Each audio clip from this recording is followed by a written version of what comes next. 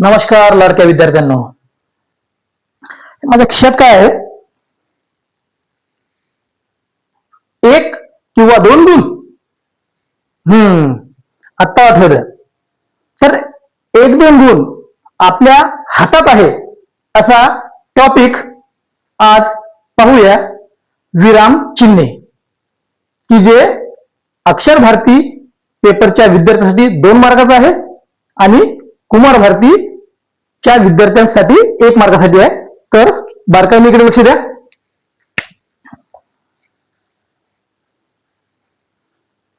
विराम चिन्हे.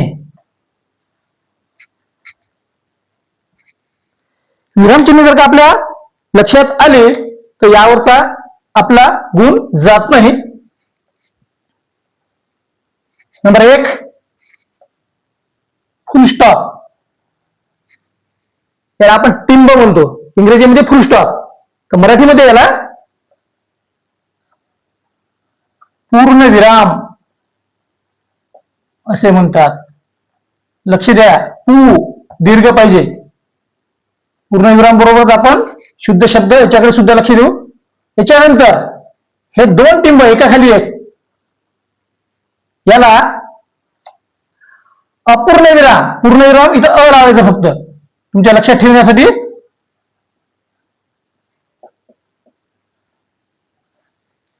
एक टिंब पूर्ण विराम, 2 टिंब अपूर्ण विराम. नंबर 3 इंग्रजीमध्ये याला आपण कॉमा म्हणतो, कॉमा. याला मराठीमध्ये स्वल्प विराम, अर्धा स त्याला व, अर्धा ल त्याला प, स्वल्प विराम. नंबर 4 एक टिंब कॉमा खाली, याला अर्धविराम म्हणतात.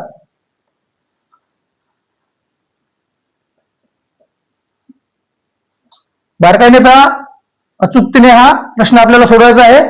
यानंतर याला प्रश्नचिन्ह किंवा प्रश्नार्थक चिन्ह असे म्हणतात. नंबर 6 उद्गार चिन्ह किंवा उद्गार वाचक चिन्ह.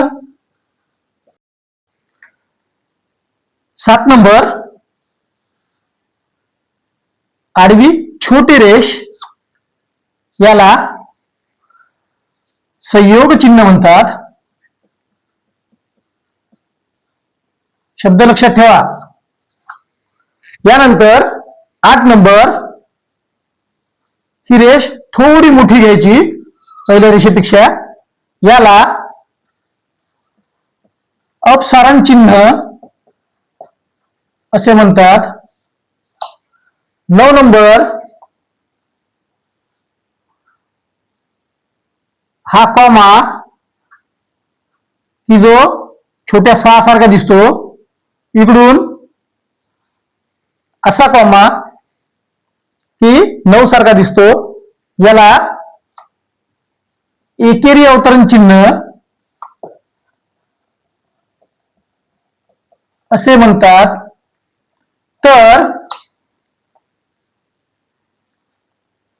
9 मध्येच 1 नंबर, हे 2 नंबर, हे 2 कॉमे आणि हे बंद स्वरूपातला 99 सारखा, हे फक्त 6, 9, 66, 99 कोणत्याही पुस्तकात नाही.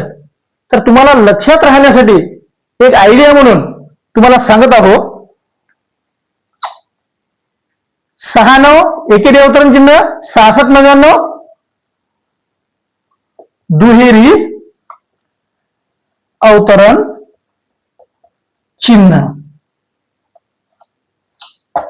तर अशा तऱ्हेने हे 9 विराम चिन्हे लक्षात घेतल्यानंतर यावरील कसाही प्रश्न विचारला तर आपल्याला व्यवस्थित सोडवता आला पाहिजे. कधी कधी ते काय करतात, 2 विराम चिन्हे देऊन तुम्हाला त्याची नाव लिहायला सांगतात. तर कधी कधी 1-2 वाक्यामध्ये विराम चिन्हे देऊन ही विराम चिन्हे कोणती आहेत असं सांगतात, असं विचारतात. किंवा फक्त वाक्य देऊन त्यामध्ये विरामचिन्ह देत नाही, तर इथं कोणत्या तऱ्हेचं विरामचिन्ह वापरतात त्याचे नाव लिहा अशा तऱ्हेने विचारलं जाते. आपल्याला विरामचिन्ह कळल्यानंतर ते कसंही विचारो, आपल्याला 1-2 मार्काचा हा प्रश्न हँडल करायचा आहे, कव्हर करायचा आहे. तर अशा तऱ्हेने आपण विरामचिन्हाची ओळख करून घेतली. तेव्हा या विरामचिन्हाचा वाक्यामध्ये लिखाणामध्ये वापर कसा करायचा हे आपण बारकाईने पाहूया.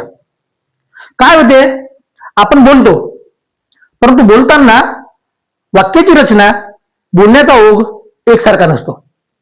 कधी कधी बोलता बोलता आपण थांबतो, पूर्णविराम येते तेव्हा. कधी थोडं थांबतो, तिथे आपण स्वल्पविराम वापरतो.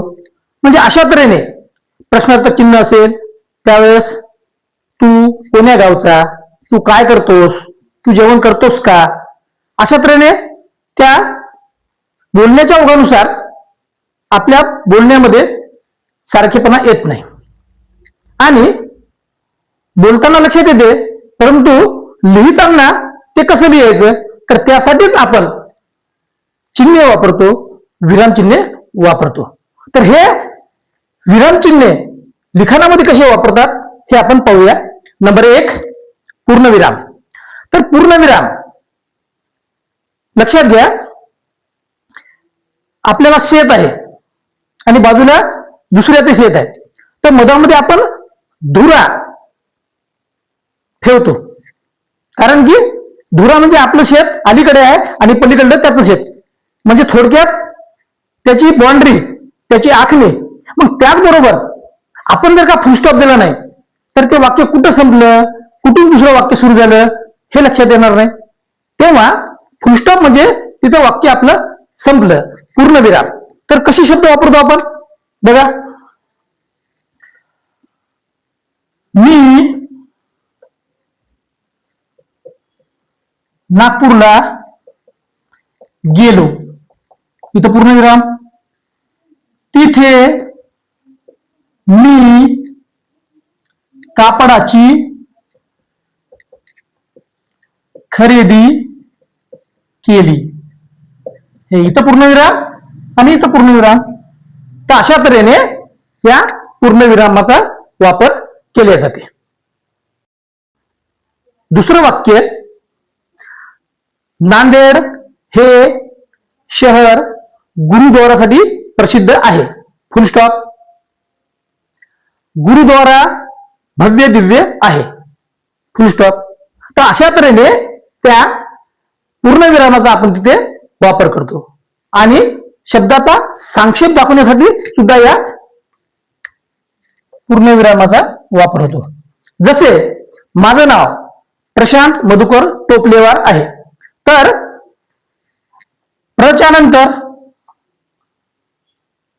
पूर्णविराम, मच्या नंतर पूर्णविराम आणि नंतर टोपलेवार, हा शब्दाचा सांक्षेप दाखवण्यासाठी. जसं आपण पत्र लिहितो, तर पत्र लिहिताना एखादी गोष्ट सांगायची राहून गेली तर आपण ताजा कलम म्हणून एक पॉइंट देऊन लिहितो, ताजा कलम. तर हे पूर्ण ताजा कलम असं लिहायची गरज नाही, तर ता क असं लिहिलं तरी चालते. त्याचबरोबर एखाद्या साहित्यिकाचं नाव असेल, नारायण सीताराम फडके, नासी फडके, अशा तऱ्हेनं. त्याचबरोबर पत्रामध्ये आपण साष्टांग नमस्कार विनंती विशेष यासाठी सान विवी, सान विवी अशा तऱ्हेचं आपण लिहितो. यासाठी आपल्याला पूर्णविरामाचा वापर करता येते. त्याचबरोबर हे दुसऱ्या तऱ्हेचं चिन्ह आहे अपूर्णविराम. अपूर्णविरामाचा वापर वाक्याच्या शेवटी तपशील द्यावायचा झाल्यास, जसे उदाहरण, झाडांची अवयवे, इथं आपण अपूर्णविराम देतो. मग मूळ, फांदी,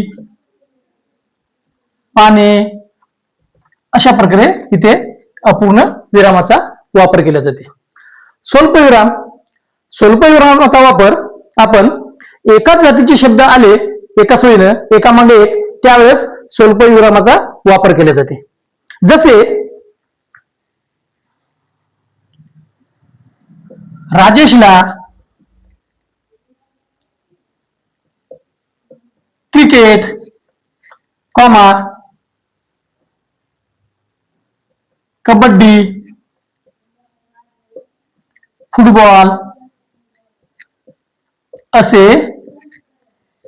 तिन्ही खेळ खेळायला आवडते. इथे पहा, इथे कॉमा आलं, इथे कॉमा आलं, म्हणजे अशा तऱ्हेनं स्वल्पविरामाचा वापर होते. ज्याप्रमाणे आमच्या इथे होळीला पुरणपोळी, भात, भजे, पोळ्या, वरण, भाजी या प्रत्येक मध्ये हा स्वल्पविराम दिला जातो. तर अशा तऱ्हेने या स्वल्पविरामाचा वापर होतो. नंबर 4, अर्धविराम. अर्धविराम उभयान्वयी अव्यय जोडताना याचा वापर होते. याचं उदाहरण पाहूया आपण. त्याने खूप अभ्यास केला पण, याच्यानंतर पण येईल, त्याने खूप अभ्यास केला पण त्याला पाहिजे तेवढे गुण मिळाले नाही. त्या उभयान्वयी अव्ययाला जोडताना पण, म्हणून च्या आधी या अर्धविरामाचा वापर होतो. त्यानंतर प्रश्नचिन्ह. प्रश्नचिन्ह तू जेवणार का, तू नाटकाला येणार का, तू अभ्यास करणार का, तू किती पोळ्या खाणार, अशा तऱ्हेने प्रश्न क्रिएट होतात. त्यावेळेस हे प्रश्नचिन्ह इथे वापरले जाते. त्यानंतर उद्गाराचे चिन्ह. माणसाच्या मनातील हर्ष झाला असेल, भीती वाटली असेल, त्यावेळेस या चिन्हाचा वापर केला जाते. जसे बाप रे, केवढा मोठा साप, अरे रे फार वाईट झाले, बाप रे, अरे रे, छी, हट, थू यानंतर या उद्गार वाचक चिन्हाचा वापर केला जाते. इथे संयोग चिन्ह. संयोग चिन्हाचा वापर दोन शब्दाला जोडण्यासाठी, जसे नवरा बायको, आई वडील, हळद कुंकू, विटी दांडू अशा तऱ्हेचे शब्द जोडण्यासाठी.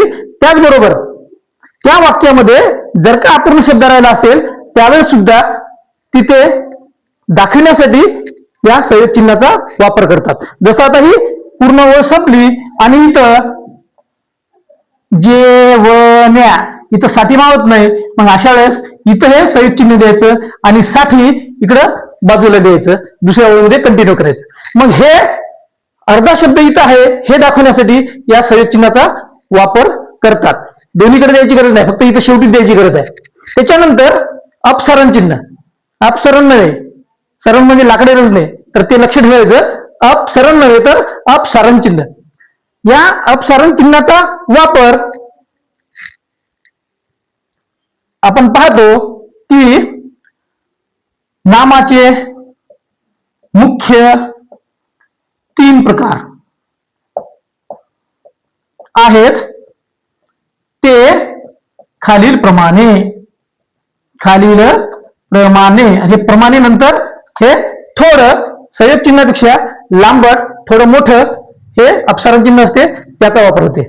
ज्याप्रमाणे शब्दाच्या 8 जाती आहेत त्या खालील प्रमाणे, त्याच्यानंतर थोडं लांबट असं हे अपसारण चिन्ह द्यायचं. त्यानंतर शेवटचं चिन्ह एकेरी अवतरण चिन्ह आणि दुहेरी अवतरण चिन्ह. तर एकेरी अवतरण चिन्ह उदाहरण पाहिल्यानंतर तुमच्या लक्षात येईल. साने गुरुजींची श्यामची आई ही कादंबरी आहे. श्यामची आई त्या एकेरी अवतरण चिन्हात घ्यायचं. त्याचबरोबर उद्धव शेळकेंची धग ही कादंबरी खूप प्रसिद्ध आहे. हे धग, श्यामची आई हे एकेरी अवतरण चिन्हात घ्यायचं. आणि शेवटी दुहेरी अवतरण चिन्हाचा वापर एखाद्या तोंडचे वाक्य जशाला तसे जर का आपल्याला मांडायचे झाल्यास दुहेरी चिन्हाचा वापर केला जाते. जसे श्रीराम म्हणाले, दुहेरी अवतरण चिन्ह लक्ष्मणा, कॉमा तुला या कुटीपाशीच राहायला हवे, अवतरण चिन्ह पूर्ण. म्हणजे असं तिच्या टोनचं वाक्याच्या वाक्य तिथं आपल्याला लिहायचं असते. तर ते दुहेरी अवतरण चिन्ह. अर्जुन श्रीकृष्णाला म्हणतो, कृष्णा रथ कौरव पांडवाच्या मधोमध उभा कर.